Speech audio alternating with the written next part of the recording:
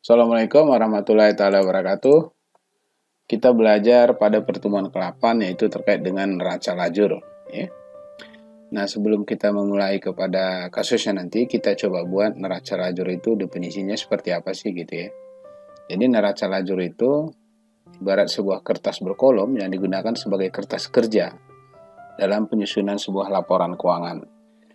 Nah, pembuatan neraca lajur itu antara lain berguna untuk mengurangi kesalahan yang terlupakan. Salah satu ya jurnal penyesuaian yang harus dilakukan. Kemudian yang kedua itu kita coba memeriksa untuk ketepatan perhitungan yang akan dilakukan.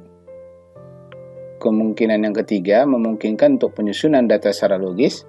Dan keempat itu memahami arus data informasi dari neraca saldo sampai kepada laporan keuangan. Termasuk di dalamnya nanti kita membuat jurnal penyesuaian. Ya.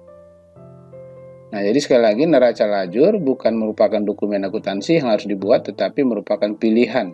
Ya. Boleh kita buat, boleh tidak. Tapi dalam aplikasinya nanti kita akan buatkan. Ya.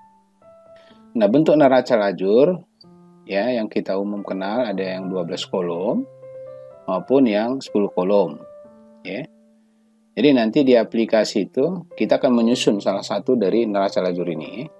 Ada yang kita nanti mungkin kita kerjakan yang 10. Ya, yang 10 kolom seperti ini. Ya, di situ ada di dalamnya kode akun, nama akun, neraca saldo, jurnal penyesuaian, neraca saldo yang disesuaikan, laporan laba rugi. Terakhir adalah neraca. Nah, kalau kita mengacu kepada kolom tadi, kalau kita lihat satu-satu ya, neraca saldo di sini, ya, kolom neraca saldo diisi dengan data yang diambil dari neraca saldo yang telah dibuat sebelumnya, yang berasal dari akun buku besar. Nah, ini kan kita kemarin udah ada tugas bertahap ya. Jadi nanti itu yang akan dimasukkan. Nah, jurnal penyesuaian diisi dengan data penyesuaian yang diambil dari jurnal penyesuaian yang kita telah buat nanti. Ya. Kemudian neraca saldo yang disesuaikan itu adalah peroleh dari neraca saldo setelah disesuaikan, dijumlah atau dikurangi dengan data jurnal penyesuaian.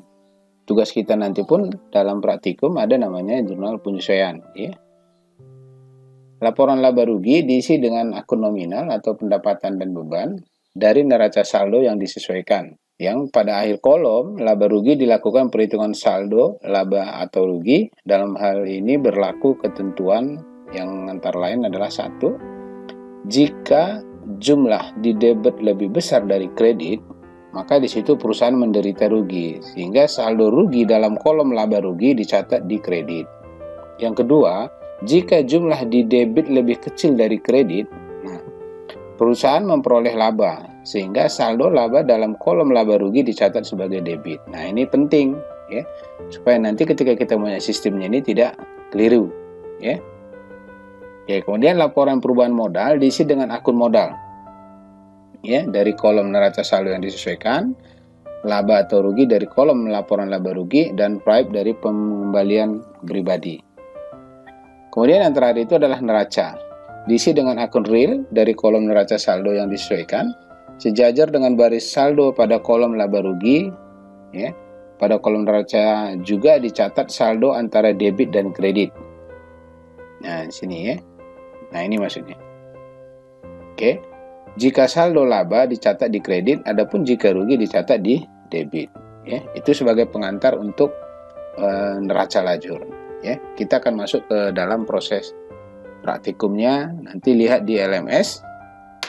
Kita akan upload di sana bagaimana cara membuat desainnya, sistem informasi akuntansinya dengan menggunakan Bootstrap ataupun yang sudah jadi adalah admin LTE ya. Nanti kita lihat. Oke. Terima kasih. Mudah-mudahan bermanfaat. Wabillahi taufiq wal hidayah. Assalamualaikum warahmatullahi wabarakatuh.